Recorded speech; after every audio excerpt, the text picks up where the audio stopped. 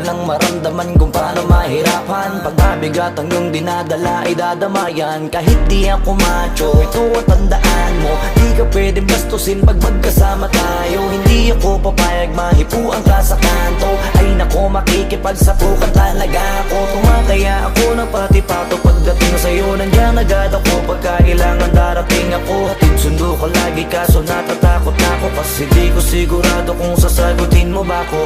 Wag mo sanang iisipin, napapagod na ko.